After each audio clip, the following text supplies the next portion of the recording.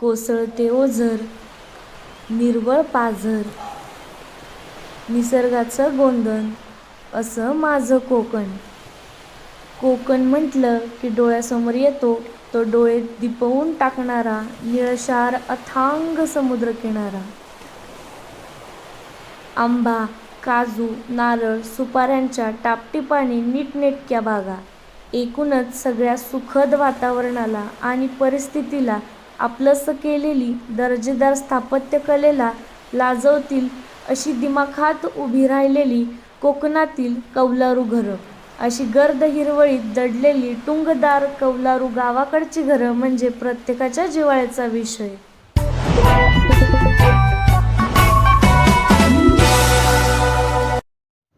मग कसं काय मंडळी, तुम्ही कसे असा? तुका कल्पना असा काय कोकणी कसे असा? चल तुला मी दावतलच माझं कोकण. मग कसं काय मंडळी, सुप्रभात. सकाळचे 4 वाजलेले तर आम्ही चाललोय फॅमिली ट्रिपला. तर बस थांबली तर आपण जाऊ, चला. रस्ता इतका सुंदर आहे की वाटतं प्रवास कधीच संपू नये. कोकण म्हणजे निसर्गाच्या कुशीतलं एक सुंदर स्वप्न आहे.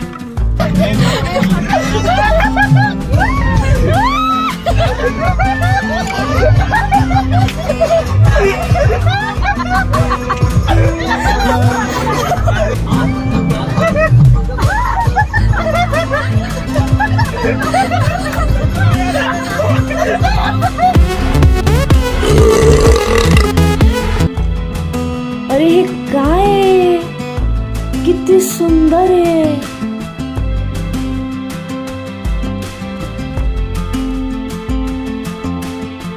खिडकीतून बाहेर बघत केलेला प्रवास, सोबत धावणाऱ्या गाड्या, पळणारी झाडे, लांबलचक पसरलेला रस्ता आणि मी त्यांची सोबती. स्वतःच्यातच रमायला होतं. प्रवास करताना भारावून टाकणारा निसर्गाचा प्रवास, सहवास, तर कधी नव्या दिशेचा शोध घेण्यासाठीचा प्रवास. प्रवास ही अशी एकमेव गोष्ट आहे जी तुम्हाला नवीन काहीतरी शिकवते. प्रत्येक सामान्य माणसामध्ये काहीतरी असामान्य असतंच. मग आयुष्याचा प्रवास कसा करायचा हे ज्याचं त्यानेच ठरवायचं असतं. आयुष्यात थोडं वेगळं जगता आलं पाहिजे, आहे त्यात थोडं वेगळं बघता आलं पाहिजे. निसर्ग म्हणजे स्वर्ग आहे रे. आयुष्याच्या पुस्तकातील सुखाचं पान म्हणजे प्रवास आहे रे.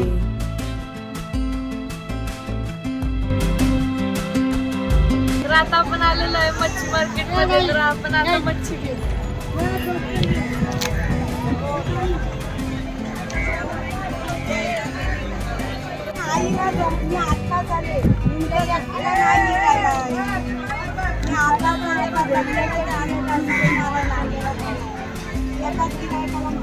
ते तिकडे सगळ्याशी 2-2 बायको असे बसलेले.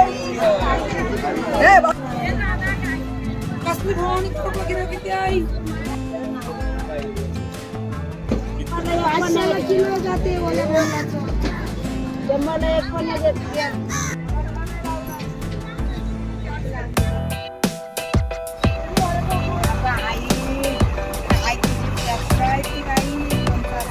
पैसे देतात तरी पण टाकून दे नाही.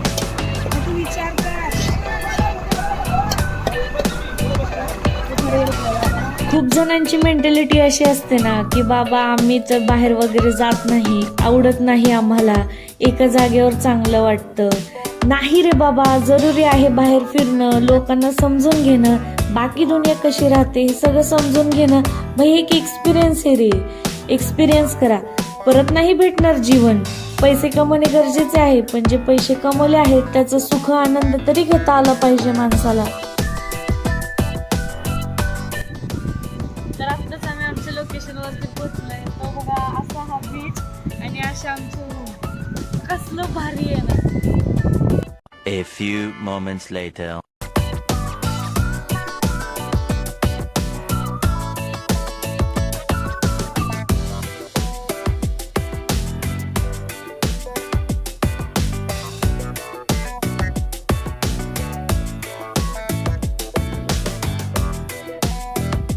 The next day.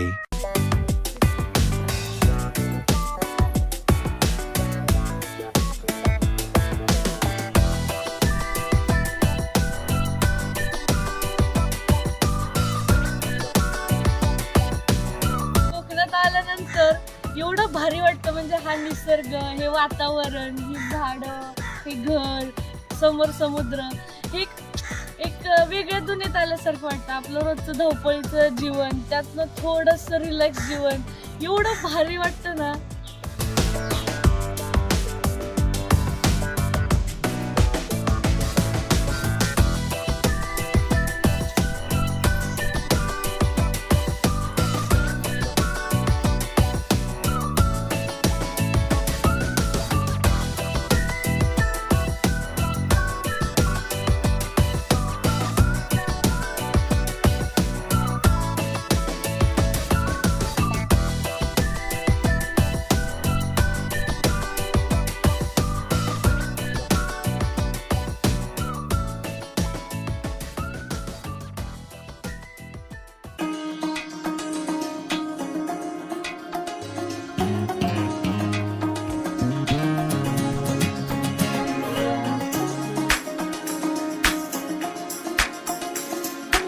सुकून का नाम सुना है?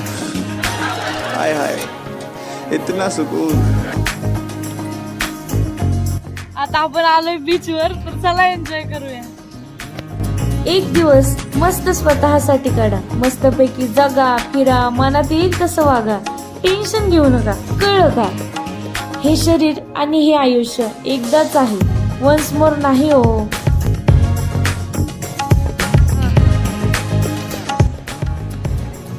मला इथे खेकडा भेटलाय. खूप छोटासा आहे.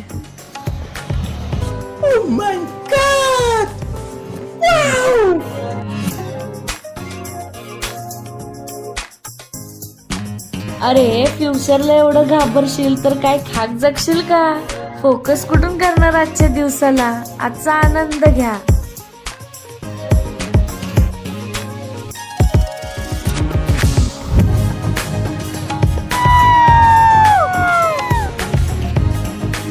Hours later.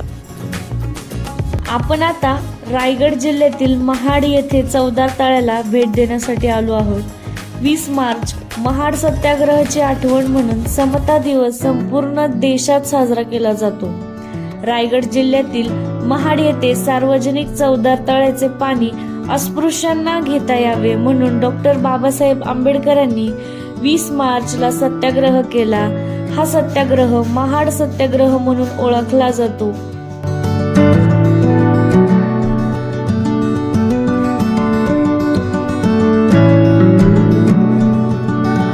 बाबासाहेबांनी त्यावेळेला या तळ्यातले पाणी पिऊन सर्वांना माणूस म्हणून जगण्याचा अधिकार आहे हे दाखवून दिलं होतं. हा सत्याग्रह पाण्यासाठी नसून मानवी मूलभूत हक्कासाठी आहे हे डॉक्टर बाबासाहेबांनी दाखवून दिले होते.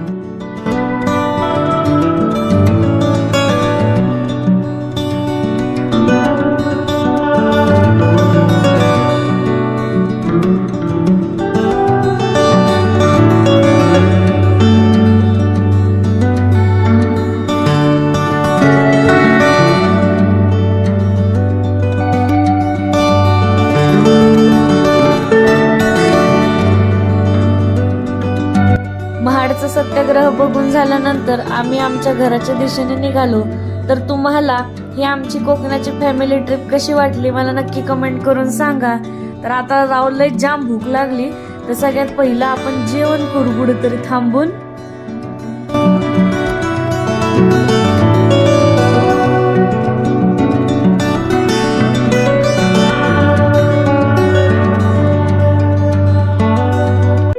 तर आता आपण हॉटेल गावरान तडका रावेत येथे जेवायला आलेलो आहोत.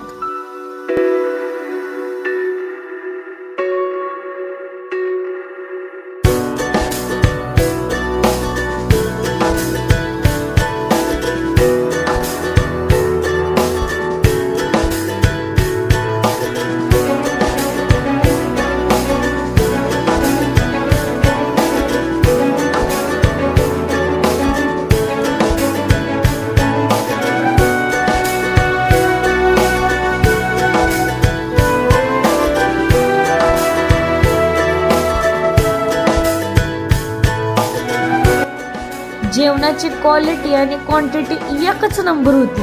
तर याच्याच सोबत मी इथंच थांबते. भेटू पुढच्या ब्लॉग मध्ये. Bye bye guys.